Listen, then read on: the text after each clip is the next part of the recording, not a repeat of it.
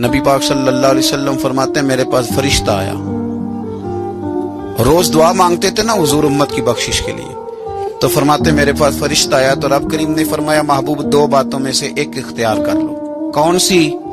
کہا محبوب یہاں تو وعدہ کرتے ہیں کہ آپ کی آدھی امت کو بخش دیا جائے گا، یہاں آپ یہ اختیار کر لیں کہ آدھی امت ابھی، اور یہاں آپ سفارش کا حق لے لیں، آپ قیامت میں سفارش کیجئے گا، آپ کا رب آپ کی سفارش کو قبول کر لے گا۔ حضور فرماتے ہیں مجھے اختیار دیا گیا، یہاں آدھی امت کی بخشش کرا لوں فوراً۔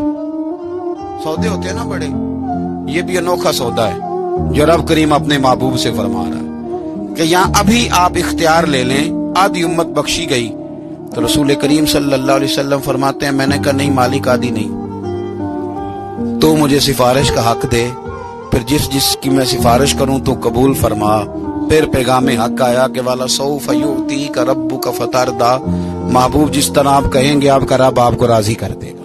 اسی طرح سے ایک حدیث سیاستہ میں موجود ہے، رسول کائنات صلی اللہ تعالی علیہ وسلم فرماتے ہیں کہ اللہ تعالیٰ نے ہر نبی کو ایک دعا دی، ہر پیغمبر کو اللہ نے ایک دعا دی ہے۔ حضور فرماتے ہیں مجھے بھی رب نے اجازت دی کہ محبوب ایک دعا کی اجازت ہے، آپ جو مانگیں گے نا قبول کیا جائے گا، مانگ لیں۔ یعنی رب کریم نے فرمایا، خزانوں قدرتوں کے مالک نے فرمایا حبیب جو مانگو گے دے دوں گا، مانگ لیں۔